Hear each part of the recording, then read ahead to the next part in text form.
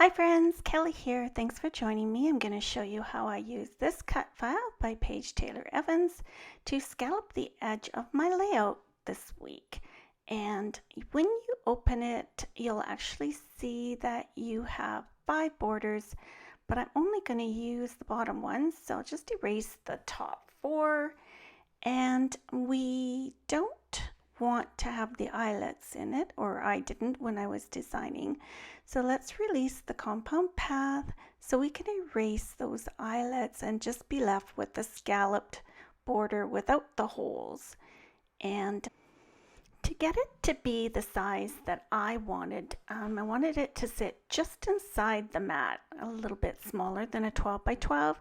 So there wasn't going to be any issue with cutting off a scallop around the edge, just in case I didn't get the paper straight on the mat.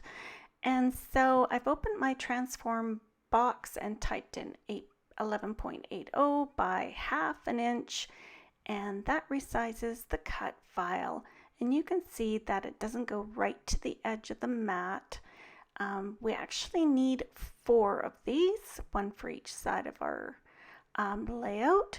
And so I'm just going to use the Command C, Command V tool on the keyboard to make 3 extra ones and move them off to the edge for now. And then we can place each one and so that they can be welded together. So there's our first one, the bottom of the layout, and I'm going to grab one of the other sides, and I like to use the rotate tool because it actually does it perfectly at 90 degrees. And I'm going to zoom in here so you can see how they're placed together. Just want to make sure that there aren't any pieces of the second cut file hanging over the edge so that it sits perfectly inside your first piece. So on to the third side. You could use the rotate tool again and rotate it 180 degrees, but I'm just going to mirror it and flip it vertically so that the scallops face the other direction. And then our fourth side, we'll use the rotate tool and rotate it at 90 degrees once again in a counterclockwise direction. So we'll place that and zoom in just to make sure that all of our pieces are sitting inside and nothing's hanging over the edge. So once you're happy with the placement of your 4 sides, we're now going to weld all of them together so that they'll be one piece. So let's zoom out so we can select all 4 sides at the same time, and then we'll open the object menu and select modify weld, and your individual sides have been welded into one piece. Now we don't want that cut to be made inside of the scallops, and so if we release the compound path, we'll be able to grab that cut line and just erase it to be left with a scalloped 12 by 12.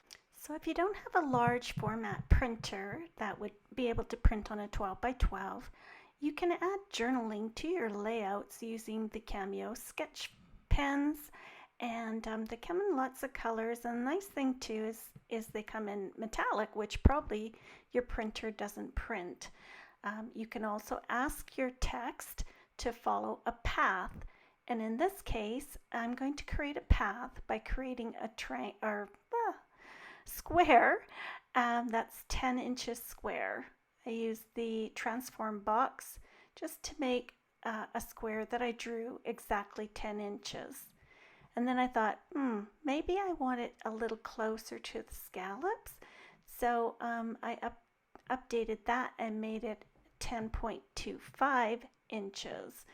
And you'll need to use a sketch font or a single line font. They're available in the Silhouette Design Store, and they're stored in your library under fonts. And so let's go select a font from my library, and I'm just going to search for sketch fonts, and I have quite a few. I'm going to use the autumn sketch because it'll be easy for you to see during this tutorial. And so when you double click it, your text style box is open and filled with that sketch, and you just want to type it off to the side. So in this case, I actually just did a copy paste right from the internet, and it's the words to Somewhere Over the Rainbow. When you double click on your text box, it becomes editable. And so you see that little round circle with the cross in it? That allows you to drag it over to the mat, and we're going to place it right on top of the box that we drew. And you can see how it clung to the box and went all the way around the layout. Now all you have to do is kind of space things so they make sense. I don't like my words to be divided as they go around the page, so I'm just going to add some spaces or take away spaces just so it fits nicely around your layout and makes sense. So that can take some time. You might have to drag it off the mat and choose a different font size. In this case, I think it looks good. There's just an unusual space there on the right hand side.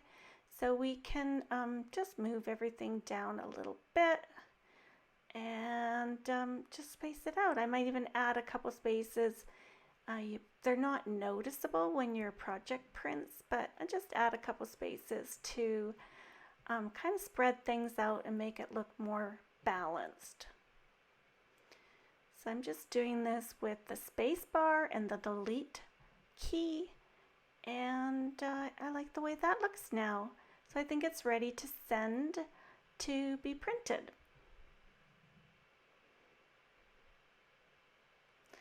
So let's send it over there, and as you can see, I have sketch selected, and so it's just going to sketch the printing, and you'll send it through and do your sketch pen.